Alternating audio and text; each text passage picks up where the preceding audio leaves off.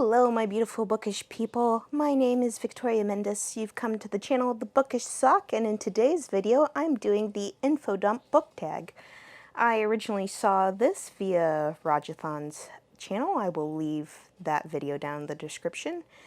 And I believe he was tagged by the creator of the video, if I remember correctly, over at Books and Chocolate, which I will also leave down below. It's been a long time since I've watched those videos, so I may not have given an accurate account, but we're gonna move on. Question number 1 is, how many books do you read on average each month? And for that, I'm glad that we're doing an average. I don't have fantastic statistics for this because I really just started voraciously reading again last year after taking a very, very long hiatus from reading. And then I have stats from this year as well. Last year I read 122 books, so on average that would be about 10 books per month. But this year I've already read 94 books as of July 15th, which would currently make my average about 14 books per month. Question number 2, how many books are on your TBR list? My Goodreads TBR is out of control. It has 205 books on it, and basically anytime I watch BookTube or somebody recommends a book to me, it goes straight on my Goodreads TBR list or want to read list because that's their default name for it. So anytime I see something that even vaguely sounds like I may or may not want to pick it up, I go ahead and add it to that list. I'm not sure if I should make a separate TBR list for things that I know I will definitely want to read, because basically I just have this all-encompassing list of things that I might vaguely be interested in, so that depending on my mood and what is available at my library, I can just scroll through and pick things. Yeah, that's how that's going. Number 3, how are your bookshelves organized? Let's go on a tour for that one. So this is one of my bookshelves that I have. The top shelf obviously has my Switch and my alarm clock and a tray for putting my stuff away, or in this case, my husband usually uses it to put his keys and stuff in. And then this shelf is to be read stuff that I want to get to right now. These are some of the library books that I currently have. I might be GMing this book, so I need to read up on it. And then I have a few reference books over here that I just kind of chunk on every now and again. And then I've already read Lifelike and Deviate, but I want to reread them to get to True Life. And then I need to read books 2 and 3 in the Night Angel trilogy, and then I'm waiting until August to finish this section. And then these two I just need to get to eventually. This is some of my favorites that fit on this shelf, and they're double stacked because this was a free bookshelf and I have a lot of books. So over here I basically have my Christoph and Christopher Kaufman section, and then in the back I have some V.E. Schwab, and then we have these and those, and it's just books that I'm really enjoying basically. And then in here we have some double stacked stuff too, and an extra spare charger thing. These would be textbooks and or reference books, some of that too, a recorded audiobook on CD that I have since ripped to my digital collection, some manga and graphic novels, and a book that I like the first one, I didn't like the second one, and I may try rereading that again in October, we'll see. And then, I haven't told my husband this yet, but this is what he got me for our anniversary this year, because I really like The Name of the Wind. I cannot wait for the third one in this series to come out already, but when I saw this 10th anniversary edition, I was like, that is the edition that I have to have. It's so pretty. And then I have another couple of things that just didn't really fit down here. Next, I have what is predominantly my husband's bookcase, because he likes a lot of history stuff and it's easy for him to pull the books that he feels like reading. And then we have some game sets down here and just some miscellaneous stuff. And basically this is all stuff that he would either read or these were already in his collection when we met. And then the last section that I have is my cookbook section, which these are the ones that I typically cook from fairly frequently or are really technical. So like this side is really technical usually, or harder recipes. I may need to move Milk Street over to this side because a lot of the stuff in Milk Street is written really well. This is kind of intermediate stuff, and then these two in particular are written extremely well for any beginner to pick it up and understand the recipes. And then these over here are just my personal notes, and sometimes I section off for different holidays where I do a huge dinner, and then I have all my notes for those holiday dinners in my own notebooks. I also have this section of stuff that I don't necessarily grab as often, with the exception of maybe the Betty Crocker cookbook. A lot of these were family gifts or inheritance stuff. There's some more in the back, but I don't feel like getting them out. And then for funsies, I suppose... Wait, where's my audiobook one? Do I have that under entertainment? Do I not have Audible on here? Where's Audible? Why are you not here? Oh, there's Audible. Anyways, I have a lot of Audible books. I think I'm somewhere in the 60s on our combined collection for audiobooks. I also bought a few books through the iTunes store, and that's where these are.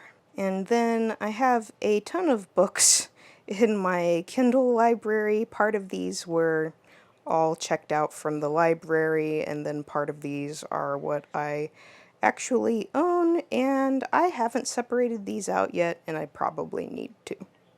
And that's my bookshelf tour because, yeah, that's just what I do. I probably need to work on organizing my Kindle library next. I just organized my Audible library, which was great. We can finally make collections now. I don't know why it took so long for that to become a feature. I wish they would add on the functionality to sort your books in your collection by order of release or order in the series instead of just what's the most recently played one. It makes it really difficult to keep up with reading through the Wheel of Time for the first time. But yeah, my bookcases are just kind of organized in how it works for my brain and not necessarily by anything in particular. Number 4, what genres do you read in most? And I'm currently curating my bookish stats. I have mine for this year. I need to work on getting them for last year, but at least for this year, it definitely goes to fantasy at 59% of my current stats. And the next largest category would go to manga and graphic novels at about 16%, and then sci-fi at 6.3%. And then it starts getting into really, a lot of different smaller genres after that. And then number 5 is, which genres do you own the most of? I need to work on curating these stats as well. I would say that I have about half to 3/4 of my library currently cataloged. I need to finish that soon though, but it definitely goes to fantasy books and is shortly followed by cookbooks. Number 6, which is your preferred form of reading, whether that be physical, audio, or ebook? And actually last night I just watched a Ben Reads Books video, which I'll link down below as well. And I may make a separate video on this because of that, because it's a very interesting conversation to have. If you would like to see that, go ahead and let me know in the comments. But I would say, this is hard for me. I absolutely adore audiobooks because I was basically raised on them. And when I go to sleep at night especially, my brain does not shut up unless I have something for background noise that I can focus on. And recorded books do a great job of that. And then also when I'm doing chores, or if I am just having a bad vision day, audiobooks are great.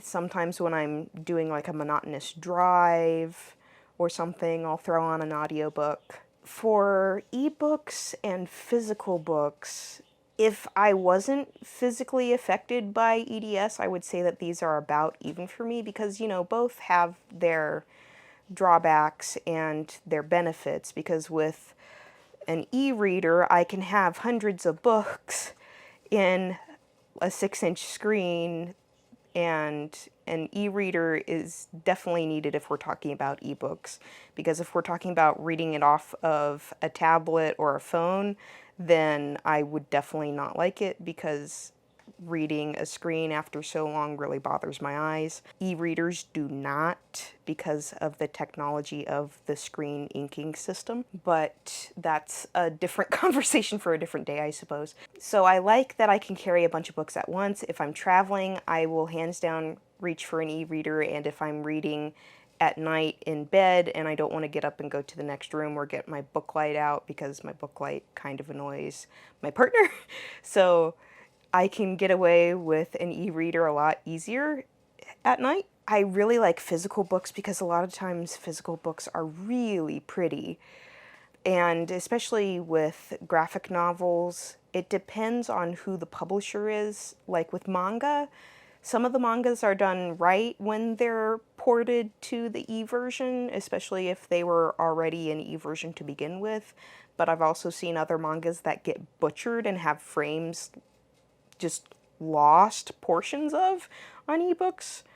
But if you made me pick in between the two for physical and ebooks, now, because of EDS, because I am constantly subluxing my wrists, and subluxing just means a partial dislocation, I am going to have to choose an e-reader, because if you noticed from my impromptu bookshelf tour earlier, a lot of the books that I read are huge, thick tomes.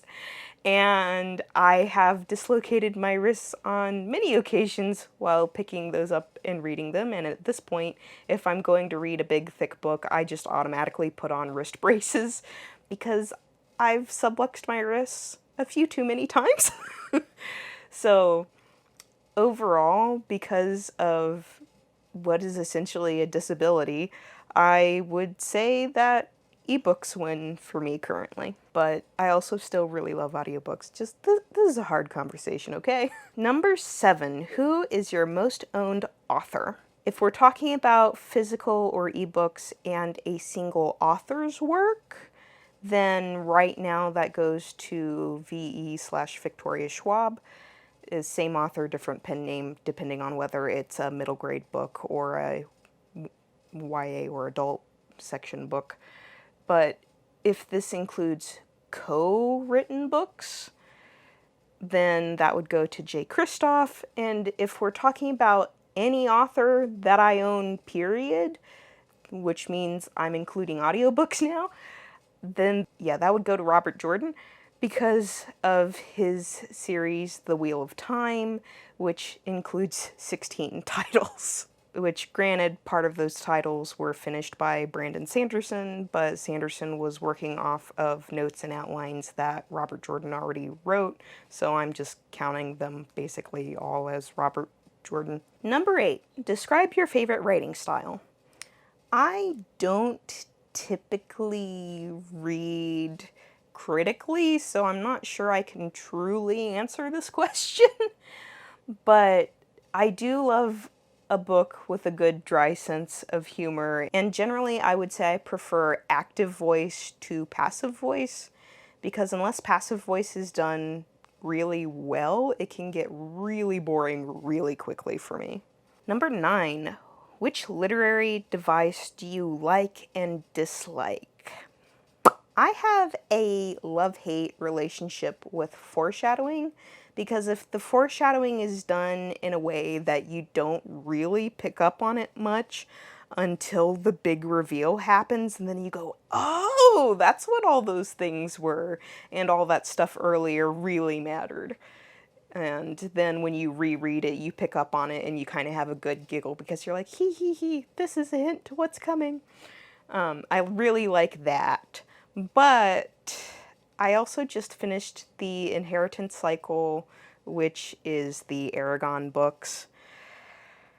And that did foreshadowing the bad way for me because it was so obvious what was coming ahead of time that the rest of the book just felt like gratuitous detail that wasn't necessary, and I didn't really feel like I had a true reveal because I had already guessed what was going to happen, and I was right pretty much every time. There was only one time where I was wrong. It was the death of a character early on, and I don't want to say more than that because then it would be spoilers.